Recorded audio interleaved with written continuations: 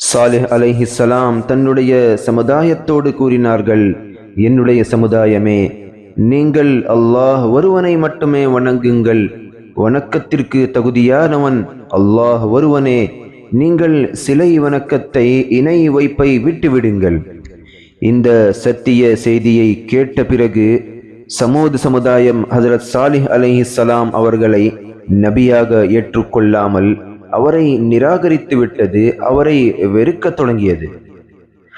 மேலும் ஹஜ்ரத் சாலிஹ் அலைஹிஸ்ஸலாம் அவர்களை முற்றிலுமாக முடக்க வேண்டும் என்பதற்காக அவர்கள் கேட்டார்கள், சாலிஹ், நீங்கள் உண்மையாகவே நபியாக இருந்தால் பாறையில் இருந்து ஒரு கர்ப்பிணி ஒட்டகத்தை கொண்டு வாருங்கள், அப்போது நாம் உங்களை நபியாக ஏற்றுக்கொள்கிறோம். ஹஜ்ரத் சாலிஹ் அலைஹிஸ்ஸலாம் அல்லாஹ்விடம் துஆ செய்கிறார்கள். பிறகு அல்லாஹு தஆலா பாறையில் இருந்து ஒரு கர்ப்பிணி ஒட்டகத்தை படைத்தான்.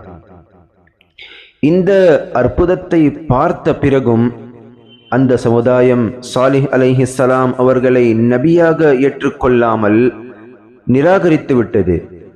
ஒரு படி மேலாக சென்று சில நபர்கள் சமயம் பார்த்து ஹஜ்ரத் சாலிஹ் அலைஹிஸ்ஸலாம் அவர்களுக்கு முஅஜிஸாவாக கொடுக்கப்பட்ட அந்த ஒட்டகத்தை கொன்றுவிட்டார்கள். இதை கண்ட சாலிஹ் அலைஹிஸ்ஸலாம் அவர்கள் கூறினார்கள், இன்னும் 3 நாட்களில் நிச்சயமாக அல்லாஹ்வின் வேதனை உங்கள் மீது வந்திறங்கும். அவர்கள் இப்போதும் திருந்தாமல் சாலிஹ் அலைஹிஸ்ஸலாம் அவர்களையும் கொன்றுவிட வேண்டும் என்று நினைத்தார்கள்.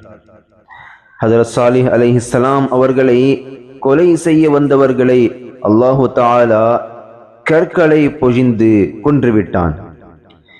பிறகு அந்த 3 நாட்களுக்கு பிறகு சமுதாயத்தின் மீது ஒரு பயங்கரமான சத்தமும் பூகம்பமும் வந்தது.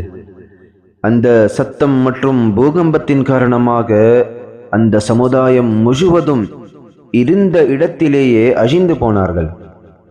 பிறகு சாலிஹ் அலைஹிஸ்ஸலாம் தன் மீது ஈமான் கொண்டு வந்தவர்களை பலஸ்தீனுக்கு அழைத்து சென்று விட்டார்கள்.